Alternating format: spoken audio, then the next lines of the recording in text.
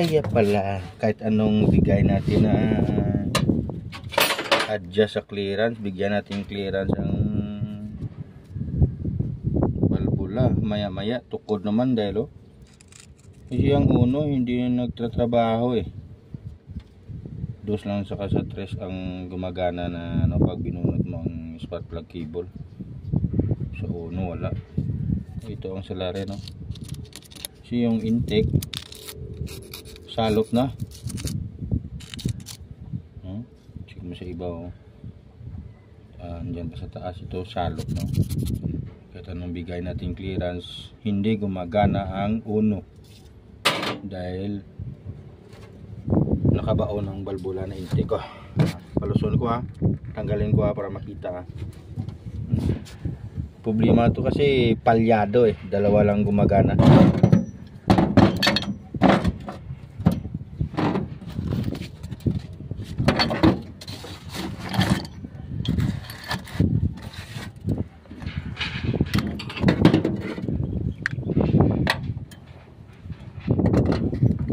Pag singaw ang intake, palyado talaga intake ng balbula.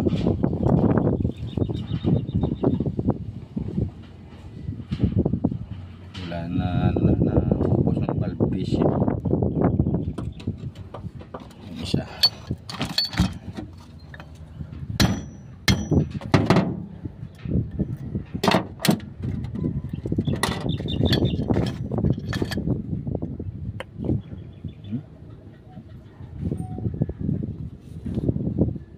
Kita mo parang kutsilyo na sa tali mo.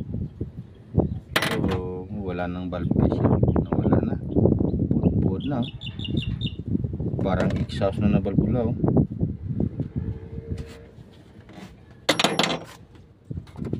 check ko ang dos, check ko na lang yung dos kasi yung hindi gumagana to ang uno na silindro.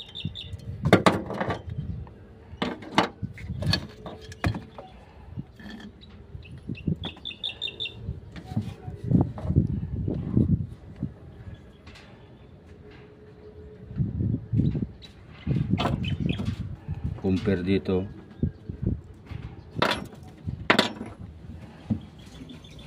kaya pag palyado una check ang mga vacuum hose kung may singaw, tapos check clearance ng intake balbula kung may clearance, check spark plug, check high tension wire. Puro po nag check na lahat, ganun pa rin palyado pa rin ang kung anong silindro. Check na ang balbula. Ito singaw na.